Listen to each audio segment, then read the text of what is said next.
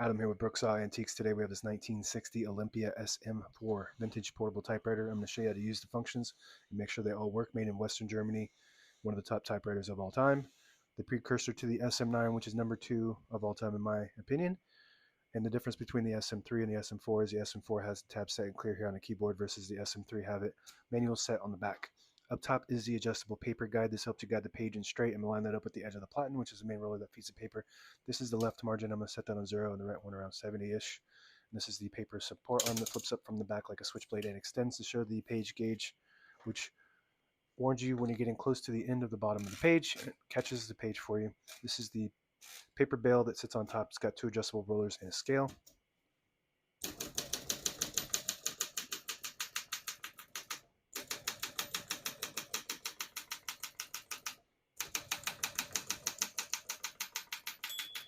Once you hear the bell, you're near the end of the margin. Hit this line space, gets you back to the beginning, and skips 1, 1.5, or 2 spaces. When you have it on single, it skips 2 half spaces.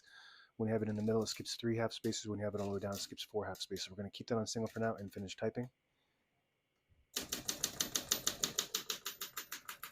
As you can see, all the keys type nice and none of them skip or stick. I'll type a sentence in red on the next line. A switch from black to red is a switch on the right side. Flip that down to the red indicator. It prints the bottom portion of the ribbon, which is red. When you have it in the middle, it prints no ink at all. It just leaves a stencil for copying purposes. When you have it up top on the blue indicator, it prints the top portion of the ribbon, which is black. We're going to move that down for red.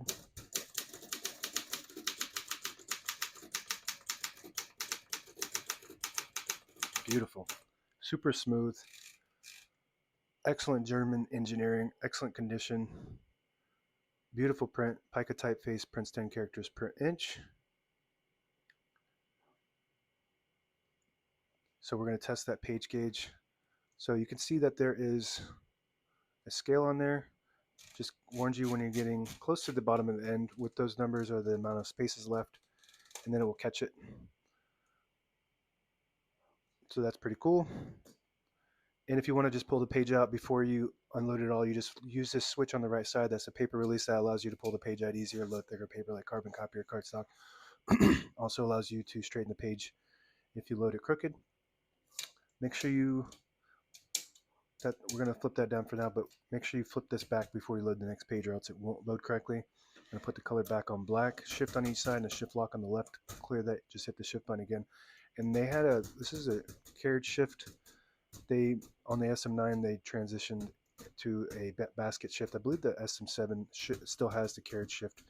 And this is an overall heavier keyboard touch than the SM9. The SM9 is super light. So if you like a heavy touch, this is a really nice machine. On the left side is the margin release. When you get to the end of the margin, there's a mechanism that blocks you from printing. Hit that margin release button. It does allow you to type past that all the way to the end. That also works on the left side. Very good. This is your carriage lock. You flip it up and move the carriage to the middle. It locks the carriage in the middle. Also locks the keys and the shift. To unlock it, just flip that down. Backspace on the right side. And the tab, right now we have one tab set. Let's move that margin again. We have one tab set right there. To clear that one tab, you just hit the clear button. On this left side of the space bar to set one, just hit the set button. And to all clear, this clears all the tabs, is a lever on the right side. And that should clear all tabs.